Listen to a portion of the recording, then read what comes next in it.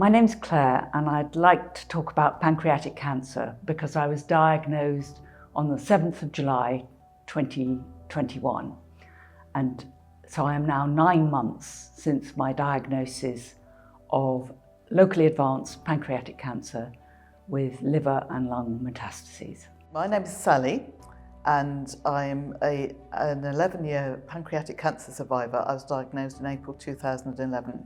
I'm Jim. I was diagnosed with pancreatic cancer in the autumn of 2015. And as you can see, I'm still here. I'm Gerald and I'm director of the Elizabeth Copeman Fund, which is a specialist pancreatic cancer support charity, which was set up in 2010, just after my wife died from pancreatic cancer. I will never forget the time that I was diagnosed. The hepatologist said, "You have a mass at the base of your bile duct and we need to get it out as soon as possible." I was diagnosed in the autumn of 2015. I sort of sat there and took it in, but I didn't. I think, I don't know, I almost felt a bit detached from it for a few days. I guess the diagnosis part was much the same as a lot of people's experience with this disease. A number of trips to the GP, not really knowing what was going on. I remember, and still remember, walking down the oncology corridor knowing that I was going to lose my wife, and that was really when it hit hard. One of the most important things for patients is honesty and kindness. The whole process of being told that you have a very severe cancer, which may well mean that your life is very much curtailed, is the beginning of a roller coaster ride.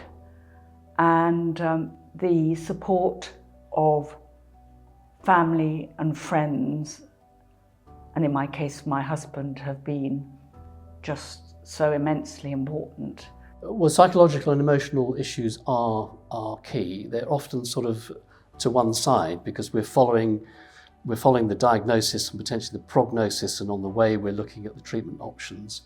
But in the meantime, there's a lot going on. So the amount of time that patients have to live is that long, however long that is. The amount of time they have contact with clinical services is about that. So the rest of the time they're on their own. Don't give up hope. That's a fact. You'll hear all the bad stories, but you know, people do survive this. And my heart goes out to anybody who's in your shoes. Yeah, and you know, just don't give hope. There is surgery. Things are improving. You'll be amazed how you cope. You'll be amazed how strong you are. You'll be amazed that you're sitting here doing an interview. Yeah, it's horrible. It's not something you would ever choose, but you can get through it.